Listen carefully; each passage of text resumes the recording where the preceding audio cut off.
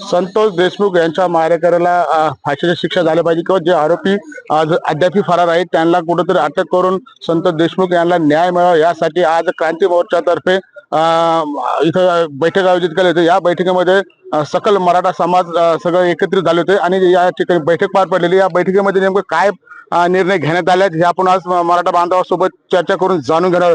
भाऊ, आज तुम्ही बैठक बोलवली होती, नेमकं काय बैठकीमध्ये ठरले? मस्साजोग येथील सरपंच स्वर्गीय संतोष अण्णा देशमुख यांची जी निर्गुणपणे हत्या झाली त्याच्या निषेधार्थ आज जालना येथे येत्या 10 तारखेला जन आक्रोश मोर्चा काढणार असून त्या पार्श्वभूमीवर आज या ठिकाणी बैठक घेतली आणि या बैठकीमध्ये येणाऱ्या 10 तारखेला कोणत्या पद्धतीनं काय काय नियोजन करता येईल आणि मोर्चा यशस्वी कसा करता येईल, मोर्चा यशस्वी करून ज्या आमच्या मागण्या आहे, संतोष देशमुख यांच्या जे मारेकरी असतील त्यांना फाशीची शिक्षा, हे प्रकरण फास्ट ट्रॅकवर चाललं पाहिजे आणि ह्या खुनामाग ज्यांनी वेगवेगळ्या पद्धतीनं सोशल मीडियाच्या माध्यमातून असेल किंवा वेगवेगळ्या माध्यमातून ज्यांनी सहकार्य केलं त्यांनाही या गुन्ह्यामध्ये सह आरोपी, मग त्यामध्ये पोलीस प्रशासन असेल किंवा आणखी कोणी राजकीय बडे नेते असतील, लोकप्रतिनिधी असतील, यांचाही समावेश झाला पाहिजे अशाच या ठिकाणी आज ठरलं आणि त्या मोर्चाच्या माध्यमातून आम्ही हे सर्व मागण्या प्रशासनाच्या मार्फत सरकारपर्यंत पोहोचणार आहे आणि नुसता मोर्चाच काढून थांबणार नाही तर जिल्ह्यात प्रत्येक तालुक्यामध्ये वेगवेगळ्या माध्यमातून निदर्शने, आंदोलन हे सुरूच राहणार आहे जोपर्यंत संतोष देशमुख यांच्या कुटुंबियांना न्याय मिळत नाही तोपर्यंत। नक्कीच मला सांगा, कुठेतरी आता जे वाल्मिक कराड आहे त्याला संशयित म्हणून पाहिलं जातं, त्याने आता आत्मसमर्पण देखील केलेलं आहे, मात्र या सगळ्या घटनाक्रमाकडे आपण कसे पाहतो? प्रथम मी छत्रपती शाहू महाराज, डॉक्टर आंबेडकर आणि महात्मा फुले अशा महापुरुषांना अभिवादन करतो। आज सावित्रीबाई फुले यांची जयंती आहे, त्यांनाही विनम्र अभिवादन करतो आणि स्वर्गीय संतोष अण्णाची जी क्रूर हत्या आणि अमानुष हत्या, जी अशा प्रकारे हत्या अजून कोणी पाहिलीच नाही, अशी क्रूर हत्या केली, त्या वृत्तीचा निषेध करण्यासाठी संपूर्ण राज्य पेटलं। राजकीय लोक, सामाजिक लोक, विविध जाती धर्मातील सर्व लोक यांनी या प्रकरणावर आवाज उठवला। येवन विधानसभेमध्ये सुद्धा काही सत्ताधारी पक्षाचे आमदार आणि इतर पक्षाचे आमदारांनी आवाज उठवला। सभागृहामध्ये मुख्य नेते जे राज्याचे मुख्यमंत्री आहेत त्यांनी सुद्धा यावर निवेदन करताना सांगितलं की मी एकालाही सोडणार नाही। परंतु आज महिना होत आला जवळपास, संतोष अण्णाची हत्या होऊन 9 तारखेला झाली आणि आज जवळजवळ 3 तारीख आहे, अजूनही मुख्य आरोपी 3 जण पकडले नाही ज्यांनी हत्या केली ते। त्यामुळं सर्वसामान्य माणसाच्या मनात संभ्रम आहे की मुख्यमंत्री म्हटले मी एकालाही सोडणार नाही आणि राजा बोल आणि दल हल अशा प्रकारची मन आहे जुनी। सरकारनं जर ठरवलं तर ते मुंगीच्या दवडातून सुद्धा आरोपीला शोधून काढते। राज्याची पोलीस इतकी शातीर आहे आपली, हे जगामध्ये नंबर 1 ची पोलीस आहे महाराष्ट्राची, मग हे आरोपी का सापडत नाही? तुमचे वाल्मिक अण्णा कराड त्यांच्या भाषेमध्ये ते संत आहेत, अहो एखाद्या गुन्हेगाराला जात नसते, त्याची वृत्ती महत्वाची असते। तो माझ्या जातीतला जरी असला तरी मी त्याला विरोध केला असता, कारण त्याची वृत्ती खराब आहे। त्यांच्यावर संशय व्यक्त करण्यात आला, त्यांच्यावर खंडणीचा गुन्हा आहे, 22 वर्षे फरार। मग तुम्ही गुन्हेगार नाही तर फरार व्हायची काय गरज आहे? बरं, राजकीय आश्रयामध्ये तुम्ही फरार, तुम्ही अजितदादाच्या ताफ्यामध्ये आहे अशी सुद्धा चर्चा झाली, खरं काय खोटं काय?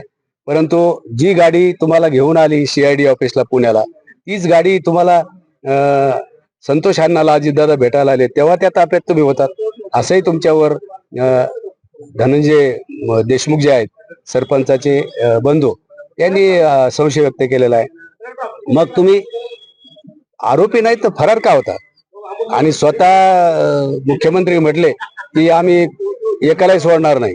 22 दिवस तर तुम्ही त्यांना पकडलं बी नाही, ते पुण्यात 3 दिवस होते, ते स्वतःहून व्हिडिओ तयार करून स्वतः म्हटले की मी स्वतः या लागलो आणि 100-200 कार्यकर्त्यात एखादा नेता लोकप्रिय यावा त्याप्रमाणे तुमच्या CID ऑफिसमध्ये ते हजर झाले।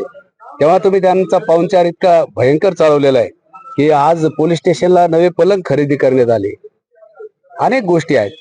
आणि म्हणून सर्वसामान्य समाजाला एक प्रश्न पडला की संतोष अण्णाला न्याय मिळेल का. आणि म्हणून हा जर न्याय मिळत नसेल तर हा सरकारवरील आणि प्रशासनावरील दबाव कायम ठेवा.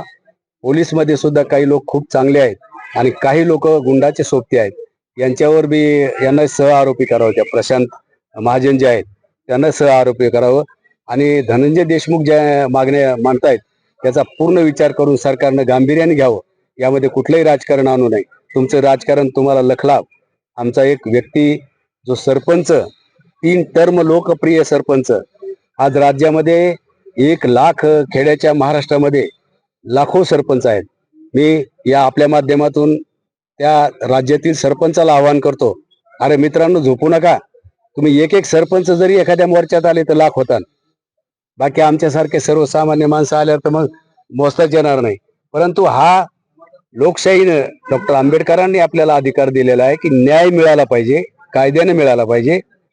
म्हणून येणाऱ्या 10 तारखेला इथल्या मराठा क्रांती मोर्चा आणि सकल मराठा समाजाच्या वतीनं हे जे मोर्चाचं आयोजन केलेलं आहे त्या मोर्चामध्ये तालुक्यातील जिल्ह्यातील 8ही तालुक्यातील सर्व समाज बांधवांनी, सर्व जाती धर्मातील मित्रांनी या वृत्तीच्या विरोधात लढा देण्यासाठी व आपला शक्ती दाखवण्यासाठी हजर व्हावं असं मी आवाहन करतो आणि थांबतो. नक्कीच आपण जर पाहिलं तर मला सांगा की एकीकडे जर पाहिलं तर वाल्मिक कराड आत्मसमर्पण केलेलं आहे. मात्र कुठेतरी धनंजय मुंडे मुख्यमंत्र्यांना भेटायला जातात, त्यानंतर दुसऱ्या दिवशी ते आत्मसमर्पण करतात. याकडे त्या घटनाक्रमाकडे तुम्ही कसे पाहता? मुळात शंका आम्हाला अशी येते की त्याने शरणागती पत्करली की त्याला शरणागती पत्करावी लावली. सगळ्यात महत्वाचा विषय आहे. कारण की तो घटना झाल्यानंतर 20 ते 22 दिवस तो पसार होता आणि मग नंतर तो अचानक येऊन सरेंडर कसा होतो म्हणजे याला तर त्याला कोणतरी सरेंडर करायला लावलं. आणि सरेंडर करण्याचं नाव आज आपण बघतोय की त्याच्यावर कोणाचा वरद असतंय, धनंजय मुंडे यांचा वरद असते. आणि धनंजय मुंडेचं त्याच्यामुळे त्यांना भेटायला गेल्याशिवाय याला ट्रीट जरा कमी करा. आता तो वेगवेगळे त्याचे भाग असू शकतो. कारण की आता काल त्यांनी सांगितलं की माझी तब्येत खराब आहे. म्हणजे कुठेतरी आरोपीला वाचवण्याचं, कुठे आरोपीला व्हीआयपी ट्रीटमेंट देण्यासाठी मुख्यमंत्र्यांनी विनंती करायला गेली असेल धनंजय मुंडे. मला सांगा की एकीकडे जर पाहिलं तर आता जवळजवळ 1 महिना होत आलेला आहे, 1 महिना झालेला आहे, अजूनही आरोपी फरार आहेत. याकडे मराठा समाजाचा रोष वाढत चाललेला आहे. तुम्ही कसं पाहता? आरोपी सापडेल कसे? जर एखादा मंत्री जर आरोपीची जर पाठराखण करत असेल तर आरोपी कसे सापडतील? कारण जर मंत्री जर पोलिसांवर जर दबाव आणत असेल तर आरोपी कसा सापडेल? आणि जर पोलिसच जर गुन्हा जर करत असेल तर आरोपी कसा सापडेल? कारण जर याच्यातला पहिला गुन्हेगार जर म्हटलं तर PI महाजन आहे. कारण महाजनना त्या दिवशी जर ते अॅट्रॉसिटीची जर केसेस जर दाखल करून घेतली असती तर पुढचं प्रकरण हे टळलं असतं.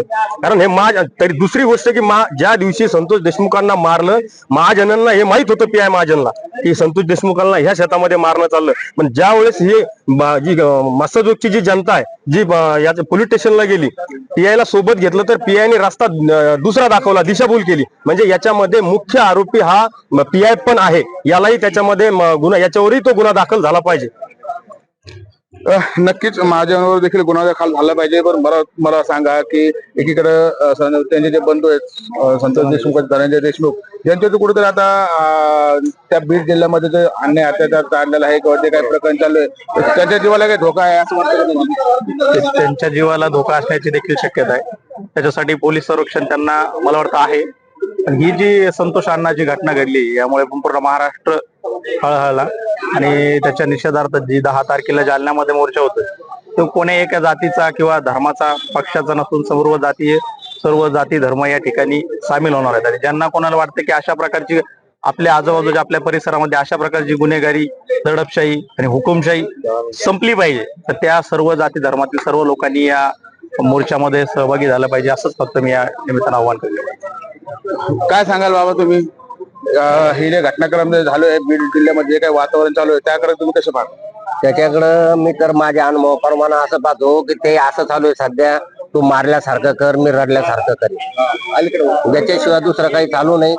मी या ठिकाणी एकच सांगेन, मत्स्याजोगचे जे सरपंच 3 बार सरपंच राहिलेले आहेत आणि आवडीचे सरपंच होते ते, आणि त्या ठिकाणी एका बुद्ध समाजाच्या एका मुलाला वाचवण्यासाठी गेले आणि त्यांना मरण पत्करावं लागलं त्या ठिकाणी. आणि मरण बी असं पत्करलं त्यांनी की हाल करून त्या माणसाला मारल्या गेलं. आणि सर्व बीड जिल्ह्यातल्या खासदार असतील, आमदार असतील, सर्व जणांनी हे प्रकरण उचललं तरी सुद्धा देवेंद्र फडणवीस साहेब नुसते काय सांगतात, शेवटच्या टप्प्यालोक, शेवटच्या माणसालोक मी कडक कारवाई करील, त्यांचा शोध घेईल, असं करील तसं करील. साहेब 1 महिना उलटून गेला हो, काहीच केलं नाही. नुसतं आपलं बोलाचे गहून बोलाचे भात म्हणते अशी गोष्ट चालू आहे. त्याच निषेधात आम्ही आता येणाऱ्या 10 तारखेला जालना जिल्ह्याच्या वतीने खूप विराट महामोर्चा या ठिकाणी आम्ही काढणार आहे. आणि त्या मोर्चा याच्यासाठी काढणार आहे की सर्व तपास त्या यंत्रणांवर दबाव आणू नये आणि त्यांना त्यांच्या पद्धतीने तो तपास करू द्यावा. आणि जे त्याच्यामध्ये जर आरोपी ठरत असेल तर त्यांना या गुन्ह्यामध्ये सहभागी करून घ्यायला पाहिजे, अशी आमची तिथं प्रकट त्या ठिकाणी मागणी राहील आणि आम्ही त्यांच्यासाठी लढत राहू. मला सांगा, आता जवळपास 1 महिना होत आलेला आहे घटनाक्रमाला, अजूनही काही आरोपी फरार आहेत, काही सापडत नाहीत. देवेंद्र फडणवीस मुख्यमंत्री आहेत, गृह खातं देखील त्यांच्याकडे. काय विश्वास वाटतो का तुम्हाला मराठा समाजाला की ते न्याय देतील म्हणून? कैलासवासी संतोष देशमुख यांना प्रथम आदरांजली, भावपूर्ण श्रद्धांजली. हा होतकरू तरुण अगदी तळागाळातून आलेला, 3री टर्म त्याची सरपंचाची, आणि अशा परिस्थितीमध्ये त्यांची अशी निर्घुण हत्या झालेली. आता ह्या हत्येच्या मुळे काय झालेलं आहे, त्या बीड जिल्ह्यामधली संघटित गुन्हेगारी ही उघडी पडलेली. हे जवळजवळ गोपीनाथराव मुंडे यांच्या काळापासून चालत आलेलं असं पूर्ण अभ्यासांती आता सर्व सोशल मीडियातून दिसायला लागले. आणि ही संघटित गुन्हेगारी जी आहे ही जर मोडून काढायची असेल तर माननीय मुख्यमंत्र्यांना माझी अशी कळकळीची विनंती की तुमचे जेवढे पावर असतील, तुमचं जेवढे सद्बुद्धी असेल, जेवढं समाजाविषयी आदराची भावना असेल किंवा समाजाविषयी काही करायचं असं त्यांना वाटत असेल तर त्यांनी अगोदर ह्या बीड जिल्ह्यामधली ही संघटित गुन्हेगारी ही मोडून काढली पाहिजे. नसता हे तालिबान झाल्याशिवाय राहणार नाही. हे लोक पूर्ण आता एकत्र झालेले आहेत आणि काही दिवस आता हे मोर्चे चालतील, लोकांचा दबाव येईल, काही अटक होतील. आणि तुम्ही आपण जे विचारलं की हे सापडतील का, हे सापडतील, हे तिथंच येतं. हा कराडपणे इथंच होता, त्या अधिवेशन काळामध्ये नागपूरमध्ये होता. इकडे तिकडे फिरत सगळे लोक त्याला पाहत होते आणि सांगत होते, सोशल मीडियावर सांगत होते की हा इथंच आहे. फक्त इच्छाशक्ती पाहिजे, इच्छाशक्ती. आणि इच्छाशक्ती असेल तर ते एका दिवसात हे सगळे सापडू शकतात, बिलकुल सापडू शकतात. आणि यांना माझी अशी विनंती की याला ताबडतोब यांना फाशी शिक्षा द्यायला पाहिजे. आणि कालपासूनची चर्चा झालेली की इन्काउंटर झालं तर आणखी चांगलं. हे बिलकुल काहीच कामाचे लोक नाहीत. आणि ही संघटित गुन्हेगारी ही बीड मधली ही ताबडतोब जर बंद केली नाही तर ही डोकेदुखी या सरकारला, येणाऱ्या पिढ्यांना, माननीय देवेंद्र फडणवीस यांना सुद्धा ही डोकेदुखी होणार आहे. हे ताबडतोब हे नष्ट झाले पाहिजे. नक्कीच गुन्हेगारी कुठेतरी त्याचा बिमोड झाला पाहिजे. मला सांगा, एक मराठा बांधव, तरुण बांधव म्हणून तुम्हाला काय वाटतं की येणाऱ्या काळामध्ये जे काही गुन्हेगार आहेत ते अजूनही सापडले, मात्र देवेंद्र फडणवीस, तुमचा विश्वास आहे की देवेंद्र फडणवीस तुम्हाला न्याय देतील? आमचा ह्या न्यायव्यवस्थेवर विश्वास आहे. आमचा देवेंद्र फडणवीस असेल यांच्यावर, या राजकारणावर आमचा कोणाचाही विश्वास नाहीये. त्यामुळं यानंतर मराठा समाज हा आता मोर्चे काढतोय, आंदोलन करतोय, पण याच्यानंतर मराठा समाज जशाच तसं उत्तर द्यायला मागे पुढे पाहणार नाही, याची ग्वाही आम्ही नक्कीच देऊ शकतो. जर गुन्हेगारांना अजूनही अटक झालेली नाही, तर हे प्रकरण असंच पुढे चाललं, अटक झाली नाही किंवा त्यांना काही शिक्षा झाली नाही, तर तुमची मराठा बांधव म्हणून काय भूमिका असणार? मराठा बांधव म्हणून आमची हीच भूमिका असेल की जर त्यांना शिक्षा झाली नाही, त्यांना अटक झाली नाही, तर त्यांच्यासारखे आम्हाला पण व्हावं लागेल. आम्ही त्यांच्यासारखं व्हायला मागे पुढे पाहणार. संख्येची बरोबर करू, 100% आम्ही त्यांच्या बरोबरीत जाऊ, त्यांच्या पुढे जाऊ शकतो. नक्कीच आपण पाहिलं तर हे होते मराठा बांधव. त्यांनी त्यांच्या काही भावना होत्या, त्या भावना व्यक्त केलेल्या आहेत. काय सांगाल तुम्ही? आमचा आता तुम्ही बघितलं, नेमकीच बैठक या ठिकाणी संपन्न झाली. येणाऱ्या 10 तारखेला तालुक्यातून सर्व समाज बांधव त्या ठिकाणी जालन्याला आम्ही पोहोचणार आहोत.